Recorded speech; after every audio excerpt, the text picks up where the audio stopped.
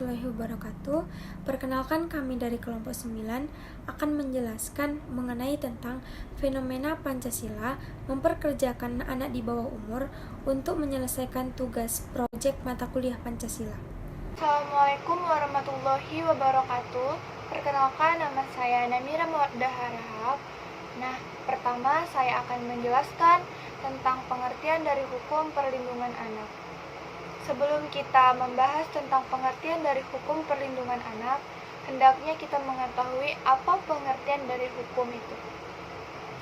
Ahli hukum kebangsaan Belanda yaitu J. van Kant mendefinisikan hukum sebagai keseluruhan ketentuan-ketentuan yang bersifat memaksa yang melindungi kepentingan orang dalam masyarakat.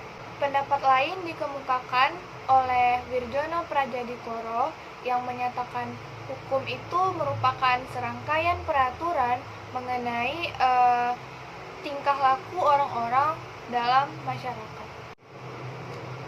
Jadi berdasarkan pengertian-pengertian tadi, dapat pula disimpulkan bahwa pengertian dari hukum perlindungan anak ini merupakan ketentuan perundang-undangan yang melindungi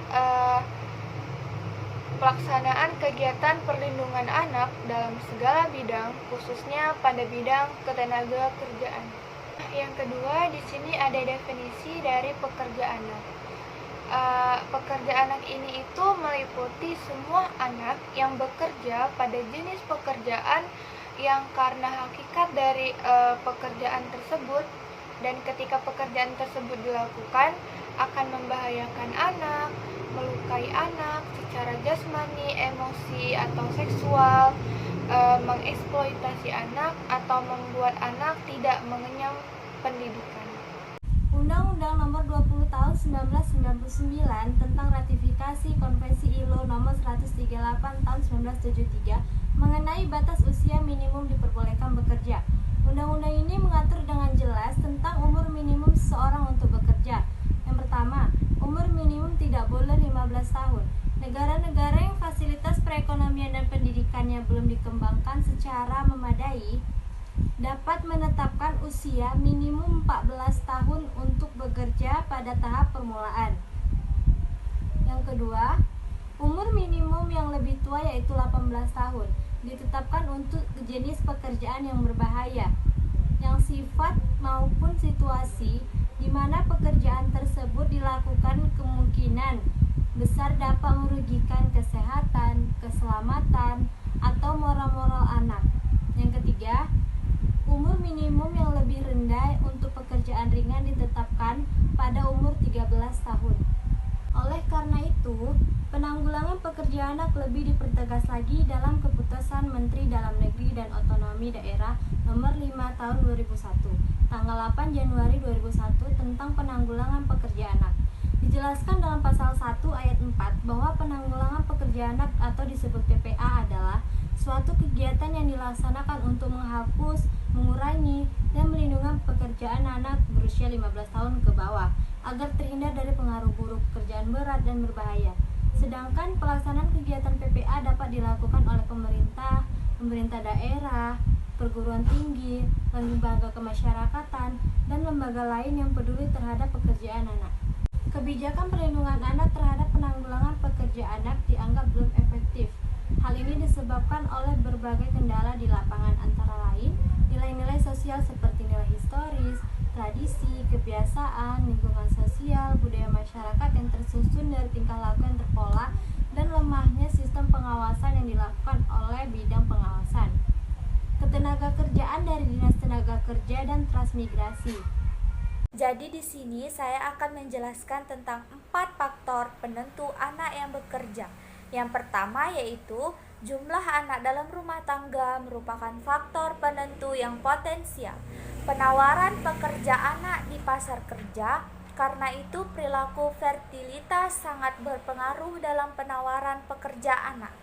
Hasil penelitian yang dilakukan di beberapa negara berkembang menunjukkan bahwa makin besar jumlah keluarga dan akan mengurangi partisipasi sekolah anak-anak dan mengurangi investasi orang tua untuk menyekolahkan anak-anaknya. Dan yang kedua yaitu berkaitan dengan resiko rumah tangga jika anak-anak ditarik dari pasar kerja. Pada rumah tangga miskin, mengizinkan anak-anak masuk pasar kerja merupakan strategi untuk meminimalkan terhentinya arus pemasukan pendapatan rumah tangga dan mengurangi dampak anggota keluarga yang kehilangan pekerjaan. Pada rumah tangga yang termasuk ke dalam kategori miskin, biasanya tidak memiliki aset yang dapat dijual serta tidak memiliki jaringan untuk meminjam uang, dan kehilangan pekerjaan merupakan ancaman bagi kelangsungan hidup keluarga. Dan yang ketiga yaitu struktur pasar kerja, yaitu berkaitan dengan pengupahan. Dalam pasar kerja yang kompetitif, upah bersifat fleksibel. Pekerja anak dapat mensubstitusi pekerja dewasa. Dalam berbagai penelitian di negara berkembang, ditemukan bahwa jenis pekerjaan tertentu pengusaha lebih menyukai pekerja anak daripada pekerja dewasa, dengan alasan pekerjaan itu justru tidak efektif jika dikerjakan oleh orang dewasa. Dan yang keempat adalah peranan teknologi. Dari beberapa hasil penelitian ditemukan bahwa perubahan teknologi terbukti mengurangi jumlah pekerja anak. Pada masa revolusi industri, penggunaan mesin pintal atau spinning dan weaving telah mengurangi permintaan pekerja anak. Selanjutnya yaitu di sini saya akan menjelaskan tentang upaya menangani memperkerjakan anak di bawah umur. Nah, jadi banyak faktor yang mempengaruhi kenapa anak-anak menjadi pekerja. Faktor utama yaitu masalah ekonomi, faktor budaya, faktor lingkungan, dan kemauan sendiri. Walaupun juga ada faktor pendukung tapi bukan utama, tapi sebenarnya faktor-faktor ini bisa ditekan dan dikurangi bila masyarakat secara umum ikut berpartisipasi. Walaupun ini menjadi tugas utama dari pemerintah.